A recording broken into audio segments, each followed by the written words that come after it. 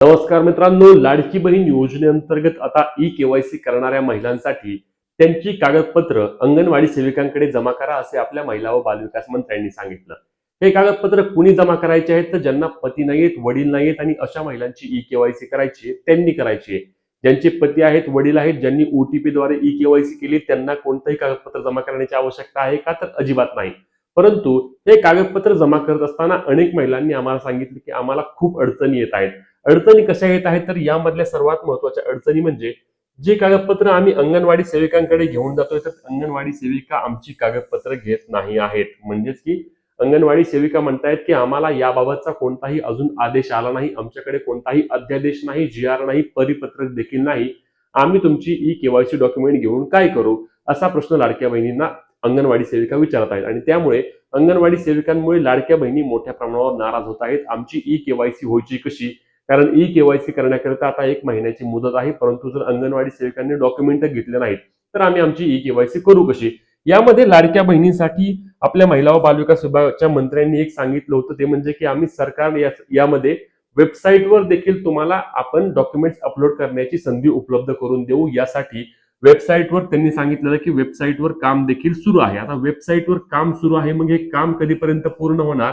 असा प्रश्न देखील लाडक्या बहिणी या निमित्ताने विचारत आहेत. कारण जर वेबसाईट जर तुम्ही सुरू करणार आहात तर आम्हाला चांगलं आहे, परंतु ही वेबसाईट तुम्ही सुरू कधी करणार? कारण वेबसाईट जर खूप जास्त दिवस लेट झालं तर आताच वेबसाईटवर अनेकांना ओटीपी देखील येत नाहीयेत आणि मग जर वेबसाईट तुम्ही अपलोड करायला जर वेळ दिला तरच आम्ही आमची ई-केवायसी योग्य पद्धतीने करू शकू.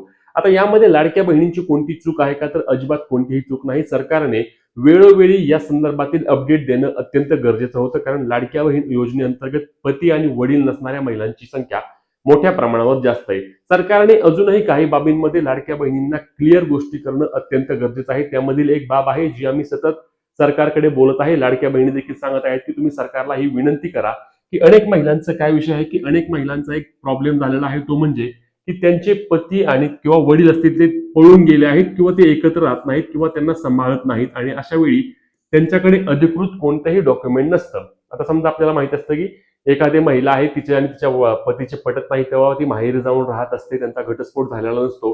किंवा काही महिलांचं तर असं देखील मत असतं की आमचे पती पळून गेलेत, काही मुलींचे वडील पळून गेलेत आणि मग अशा महिलांनी तुम्हाला डॉक्युमेंट कोणते द्यायचे, डॉक्युमेंट जमा तरी कोणते करायचे, ई-केवायसी तरी कशी करायची? अशा महिलांना मोठ्या प्रमाणावर या पैशांची गरज देखील असते. मग हे त्यांचं मत चुकतंय का? तर त्यांचं मत अजिबात चुकत नाही. हे त्यांची कुठलीही गोष्ट चुकीची मला तरी वाटत नाही. सरकारने या संदर्भात लाडक्या बहिणींना योग्य त्या पद्धतीने ई-केवायसी करण्याची प्रणाली द्यावी. खरं तर एकट्या लाडक्या बहिणीचा तुम्ही स्वतःचा ओटीपी घेऊन देखील तुम्हाला जास्तीत जास्त माहिती मिळू शकते. कारण त्या लाडकी बहिणीची रेशनिंग कार्डवरची माहिती तुम्हाला मिळू शकते. म्हणजे लक्षात घ्या की तुम्ही जे 2 ओटीपी घेत आहात त्यातल्या पहिल्या ओटीपीवर तुम्हाला त्या महिलेची माहिती मिळते आणि त्या महिलेच्या माहितीच्या आधारेच तिला पैसे द्यायचे की नाही ते तुम्ही ठरवू शकता. यासाठी दुसरे कागदपत्र आणणे किंवा ज्यांचे पती आणि वडील सोबत राहत नाहीयेत, पती आणि वडिलांचे सोबत नसते, त्यांच्याकडे पुरावे नाहीयेत, अशा महिलांना देखील तुम्ही कुठल्याही चांगल्या प्रकारे ई-केवायसी करण्याची प्रणाली जोपासावी, जेणेकरून त्या देखील महिला त्यांची ई-केवायसी करून योजनेचा लाभ घेतील.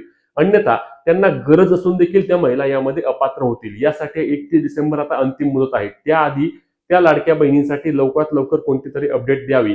कारण 2-3 तारखेपर्यंत आचारसंहिता आहे. परत पंचायत समितीचे इलेक्शन लागतील, जिल्हा परिषद लागेल आणि या आचारसंहितेच्या काळातच लाडक्या बहिणींना यामध्ये मोठ्या प्रमाणावर फटका बसू शकतो जर त्यांची ई-केवायसी झाली नाही तर. तुम्हाला लाडकी बहीण योजनेची ई-केवायसी करताना कोणती अडचण येत असल्यास आम्हाला कमेंट करून नक्की सांगा. ही व्हिडिओ शेअर करायला आणि अशाच कामाच्या माहिती आणि अपडेटसाठी पेजला फॉलो, चॅनलला सबस्क्राईब करा. जय महाराष्ट्र.